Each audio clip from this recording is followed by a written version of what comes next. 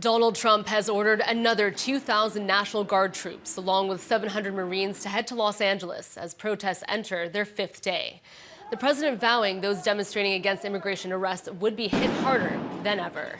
If I didn't get involved, if we didn't bring the Guard in, you had a disaster happening. Now, here to break down the very latest is our Washington correspondent, Reggie Cecchini. So, Reggie, there were more protests last night, the fourth night of clashes between demonstrators and police. Bring us up to speed on what exactly they're fighting against and the fact that protests aren't just contained to Los Angeles anymore. Yeah, Miranda, that's right. We're seeing these protests outside of Los Angeles, throughout California, but they're also popping up elsewhere around the country, in the Northwest, in the South, through Dallas, in parts of Washington, D.C., up in Boston and New York as well. And all of it is tied to the Trump administration's policies that are targeted at illegal immigrants in the United States, and these ICE raids, or these Immigration and Customs Enforcement officers who are carrying out these targeted raids to try and go after and arrest anybody who's in the country illegally.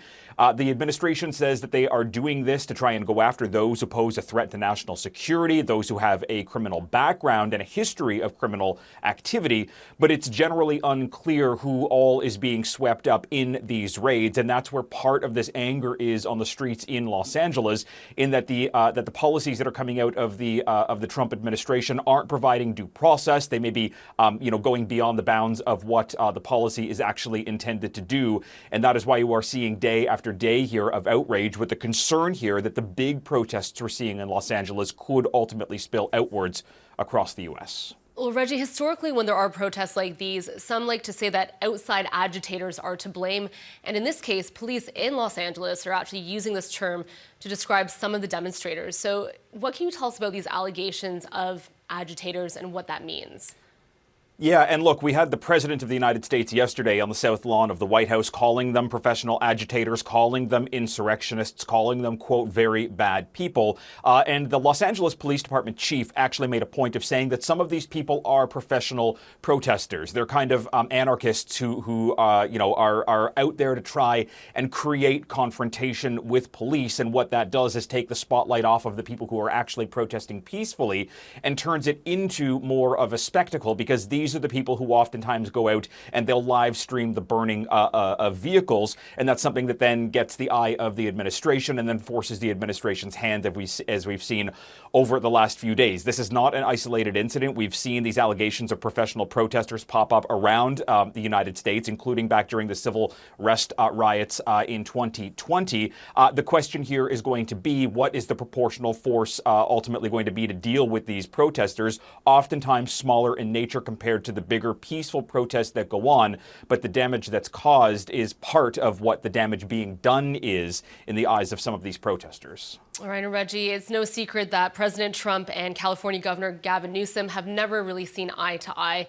California is now pushing back against the presence of these federal troops. The governor now filing a suit against the Trump administration. So what exactly does it allege?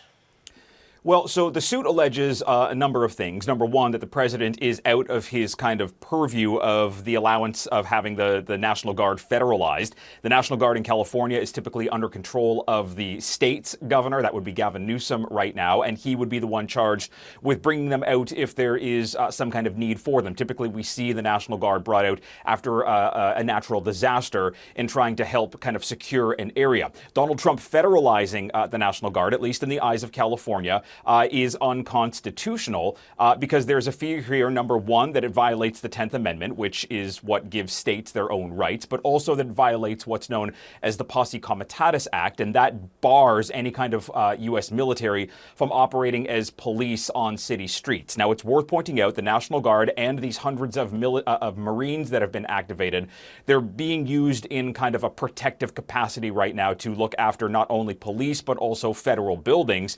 But in the eyes, at least, of California and the state's attorney general, he said that, quote, the use of law enforcement is reserved for a dire, narrow circumstance. And it goes on to say that the president's violation of the act is imminent. This will go to court. The question is, will the court side with the state? All right, and Reggie, Trump and his defense secretary just appeared to be pouring fuel on the fire, as we mentioned off the top. They're activating even more troops. What can you tell us about that?